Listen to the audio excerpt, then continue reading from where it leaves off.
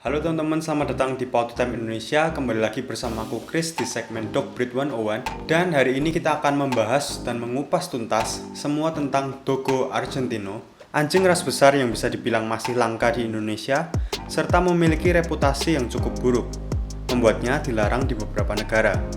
Hari ini kita akan kupas tuntas mulai dari sejarah mereka, bentuk fisik mereka, perilaku, kesehatan, dan juga kesimpulan bagi kalian yang barangkali ingin memelihara Dogo Argentino. Untuk itu tanpa panjang-panjang, mari kita mulai.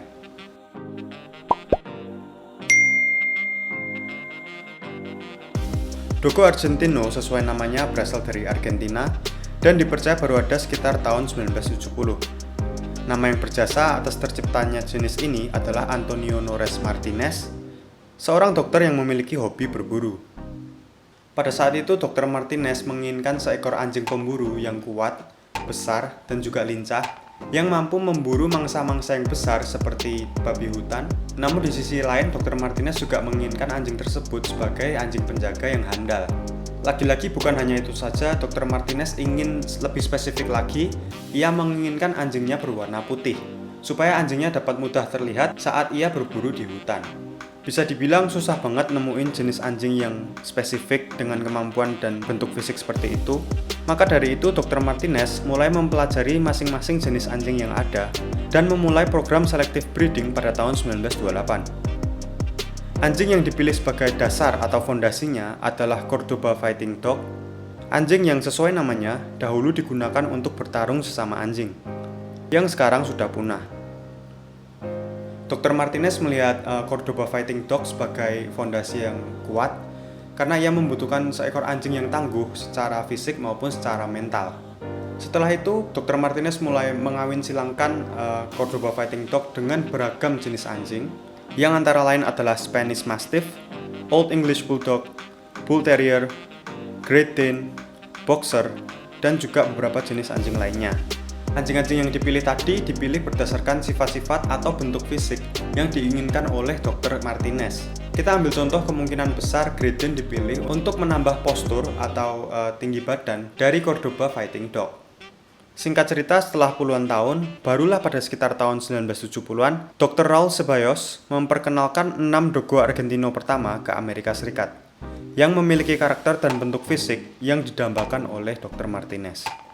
Sampai sekarang, Dogo Argentino sudah tersebar luas di seluruh dunia, bahkan di Indonesia, meskipun masih cukup langka dan aku pribadi belum pernah lihat secara langsung.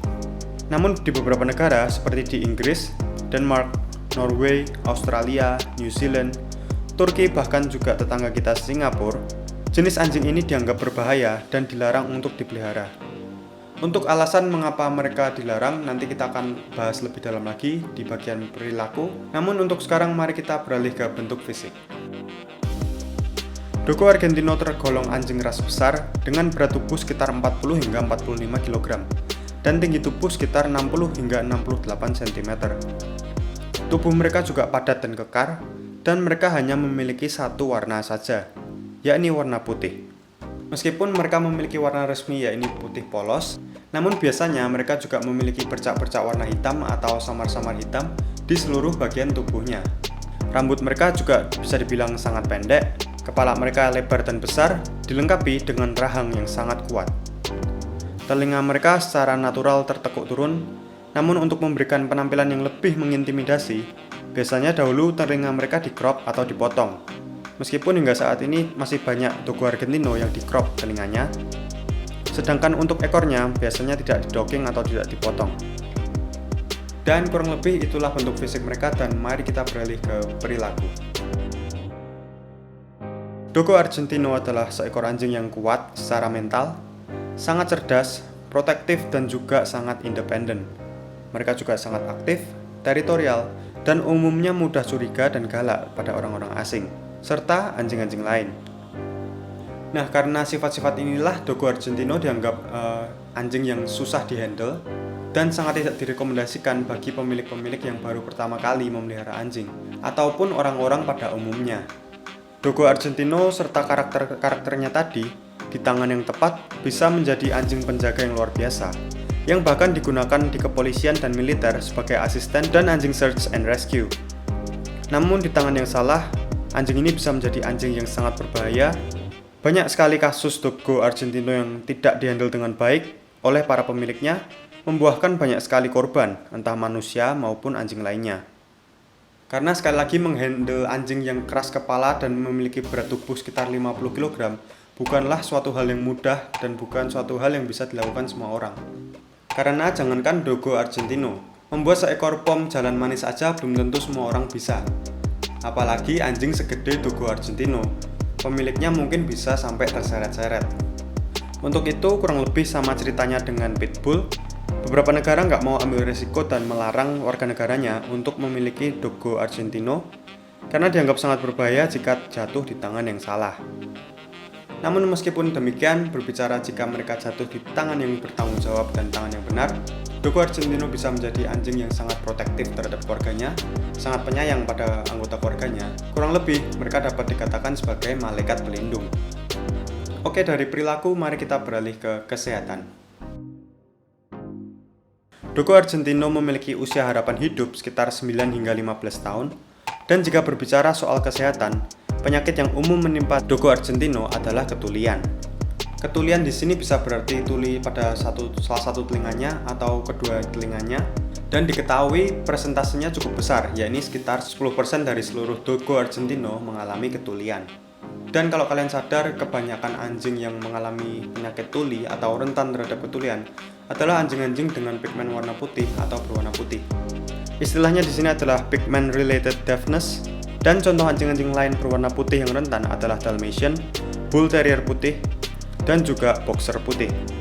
Selain itu, berbicara penyakit lain yang kurang lebih sering menimpa anjing ras besar lainnya, yakni hip dysplasia dan juga elbow dysplasia. Namun selain itu, Dogo Argentino merupakan anjing yang relatif kuat dan sehat, serta mereka juga nggak rentan terhadap obesitas, karena level aktivitas mereka yang tinggi.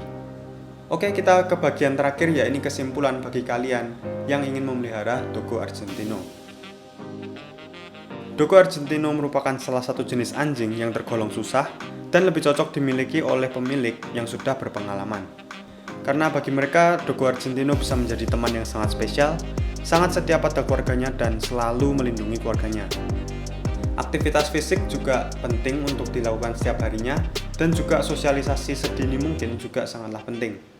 Karena jangan salah, biasanya kalau orang-orang bilang Dogo Argentino itu anjing yang galak, biasanya maksudnya adalah terhadap orang-orang lain atau anjing-anjing lain. Karena emang tugas Dogo Argentino selain berburu adalah untuk menjaga properti dan juga menjaga manusianya. Sehingga jika tidak dilakukan sosialisasi dini, mungkin mereka akan sedikit sulit dikenalkan dengan orang-orang dan anjing lain. Namun di sisi lain, terhadap anggota keluarganya, Dogo Argentino pasti akan bersifat manis. Dan lagi-lagi kalau kita berbicara tentang sifat dan temperamen seekor anjing, sekali lagi ada banyak banget faktor eksternal maupun internal ya teman-teman. Jadi jangan anggap semua anjing itu sama meskipun jenisnya sama. Sebagai pemilik dari masing-masing anjing kita harus mengenali sifat dan temperamen anjing kita. Selanjutnya, mereka juga membutuhkan ruang gerak yang cukup besar, mengingat ukuran mereka yang cukup besar, dan pastinya porsi makan mereka juga lebih banyak daripada anjing-anjing yang kecil. Yang kurang lebih artinya juga biaya pasti juga nambah banyak. Jadi semua itu sangat layak untuk dipertimbangkan bagi para calon pemilik Dogo Argentino. Dan kurang lebih itulah akhir dari pembahasan hari ini, semua tentang Dogo Argentino. Terima kasih banyak teman-teman telah menonton video ini, dan video ini dibuat berdasarkan request. Bagi kalian yang ingin tahu jenis anjing lainnya, silahkan tinggalkan komentar di bawah. Dan bagi kalian yang penasaran tentang jenis-jenis anjing apa aja yang cocok untuk dipelihara pemula, silahkan cek videoku di sini. Ya, ini 5 jenis anjing yang aku rekomendasiin bagi kalian yang baru pertama kali memelihara anjing. Dan terakhir, jangan lupa untuk subscribe untuk melihat konten-konten serupa. Oke teman-teman, sekian untuk hari ini. Sampai jumpa dan stay positive.